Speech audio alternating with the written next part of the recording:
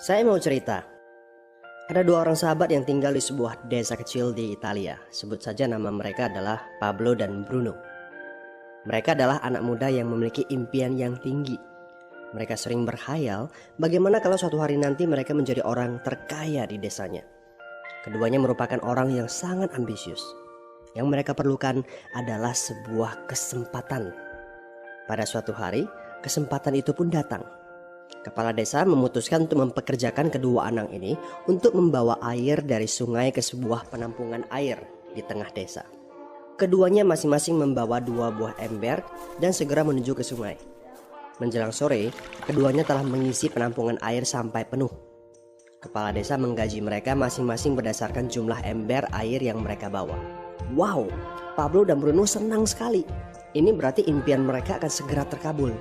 Mereka sulit percaya jika mereka bisa mendapatkan rezeki sebanyak ini. Mereka bekerja lebih keras lagi setiap hari agar bisa mengangkut air lebih banyak. Namun, Pablo mulai merasakan ketidaknyamanan. Ia tidak yakin pekerjaan ini bakal buat impiannya terwujud. Punggungnya nyeri dan kedua telapak tangannya lecet-lecet. Kian hari, kian takut saat harus pergi bekerja. Ia pun mulai berpikir keras mencari akal bagaimana caranya membawa air dari sungai ke desanya. Aha, Pablo mendapatkan ide. Bruno, saya punya rencana. Daripada kita mondar-mandir bawa-bawa ember setiap hari, kenapa kita nggak sekalian aja buat sebuah saluran pipa dari sungai ke desa kita? Saluran pipa? Ide dari mana itu? Seru Bruno. Kita udah punya kerjaan yang bagus, Pablo.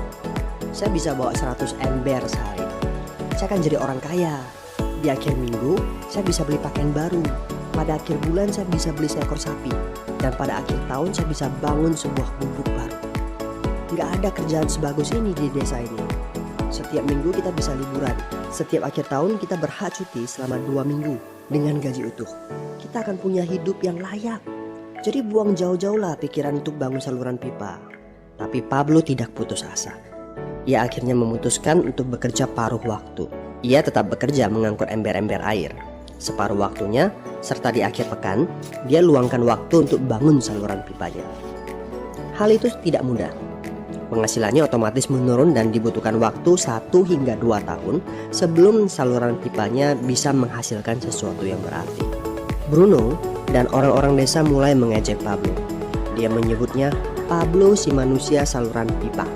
Bruno yang berpenghasilan hampir 2 kali lipat dari Pablo terus memamerkan barang-barang baru yang berhasil dia beli. Sapi, keledai, pakaian, sepatu baru, gubuk bertingkat 2. Bruno bisa makan mewah di kedai. Orang-orang di desa menyebutnya Tuan Bruno. Sementara Bruno berbaring santai di sore hari pada akhir pekan, Pablo terus saja menggali saluran pipanya. Pada bulan-bulan pertama, Pablo memang tidak bisa menunjukkan hasil dari usahanya. Pekerjaannya memang sangat berat, bahkan lebih berat daripada kerjaan Bruno. Karena Pablo juga harus bekerja pada malam hari. Demikian pula di akhir minggu. Tapi Pablo selalu mengingatkan pada diri sendiri bahwa impiannya dibangun berdasarkan pada perjuangan yang dilakukan hari ini. Dari hari ke hari, dia terus menggali inci demi inci. Sedikit demi sedikit, lama-lama jadi bukit. Dari 1 inci kemudian menjadi 1 kaki. Kemudian jadi 10 kaki. Kemudian 20 kaki, 100 kaki, dan seterusnya. Bersakit-sakit dahulu, senang-senangnya kemudian. Demikian dia terus menyemangati dirinya sendiri. Sepulang kerja, tubuhnya lelah sekali. Fokus pada hasilnya. Kata-kata itu terus ia ulangi dalam hati setiap hari saat dia pergi tidur. Sementara dari bar di desa itu terdengar gelak tawa mengiringinya ke alam mimpi. Ayo, fokus pada hasil akhir. Hari berganti bulan, saluran pipanya sudah setengah jadi. Saat beristirahat, Pablo melihat dari jauh sahabatnya Bruno yang terus saja mengangkut ember-ember. Bahu Bruno tampak semakin lama semakin membungkuk. Dia menyeringai kesakitan. Langkahnya semakin lamban akibat kerja keras setiap hari. Dia semakin jarang bersantai-santai di tempat tidur gantungnya. Dia lebih sering terlihat di bar, duduk dengan wajah letih dan murung. Saat pengunjung bar melihat Bruno, mereka saling berbisik. Hei, ini dia Bruno si manusia ember. Dia lebih suka duduk sendiri di sudut yang gelap ditemani botol-botol kosong di sekelilingnya. Akhirnya, saat bahagia Pablo pun tiba. saluran pipanya sudah rampung. Orang-orang desa berkumpul saat air mulai mengalir dari saluran pipanya menuju ke penampungan air di desa. Sekarang, desa ini sudah bisa mendapatkan pasokan air bersih secara tetap. Pablo tidak perlu lagi membawa ember. Artinya, airnya akan terus mengalir, baik dia sedang bekerja maupun tidak. Air itu mengalir saat dia makan, saat dia tidur. Air itu mengalir di akhir minggu ketika dia asyik bermain. Semakin banyak air yang mengalir ke desa itu, semakin banyak pula uang yang mengalir ke kantong Pablo. Apa moral dari cerita ini? Pertanyaan yang paling penting untuk kita renungkan adalah, siapakah Anda? Seorang pembawa ember atau seorang pembuat saluran pipa? Apakah Anda hanya mendapatkan penghasilan jika Anda datang ke tempat kerjaan, seperti Bruno pengangkut ember? Atau Anda termasuk orang yang bekerja hanya sekali saja, kemudian Anda dibayar terus-menerus, seperti Pablo pembuat saluran pipa? Jika Anda termasuk orang kebanyakan, itu berarti Anda bekerja dengan menggunakan pola pembawa ember. Anda membarterkan waktu untuk mendapatkan uang. Maksudnya, bekerja 1 jam dibayar per jam, bekerja 1 bulan dibayar per bulan, bekerja setahun dibayar per tahun. Masuk akal kan? Masalahnya, dengan sistem pembawa ember, masuknya uang akan berhenti saat kita berhenti bawa ember.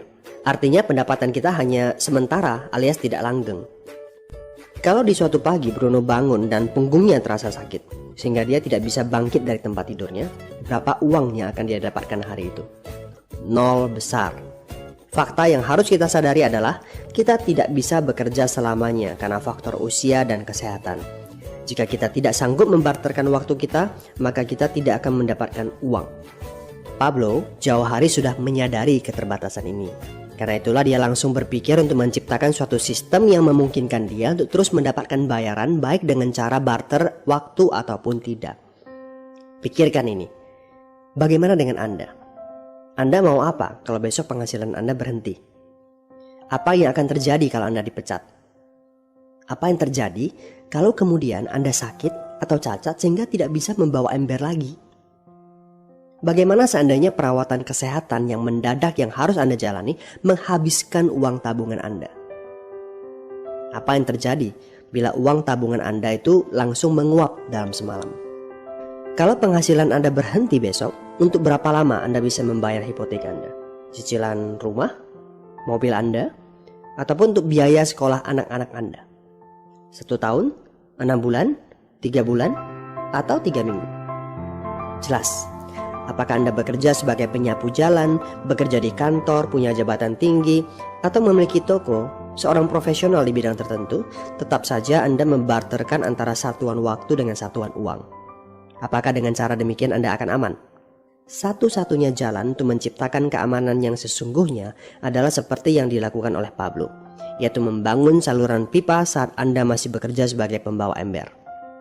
Dengan membangun sebuah saluran pipa, Anda cukup mengerjakan pekerjaan sekali saja, capeknya sekali saja, tetapi Anda akan dibayar terus-menerus. Saluran pipa ini akan memberikan Anda penghasilan walaupun Anda sedang tidur ataupun Anda sedang main. Penghasilan ini juga akan terus Anda peroleh setelah Anda pensiun, pada saat Anda sedang sakit ataupun cacat sehingga tidak bisa bekerja, dan juga dalam situasi darurat. Inilah yang disebut sebagai penghasilan pasif.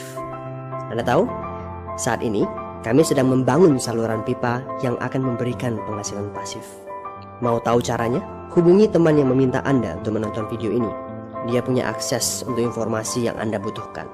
Mintalah video lanjutannya, atau jika memungkinkan, bertemu langsung dengan teman Anda.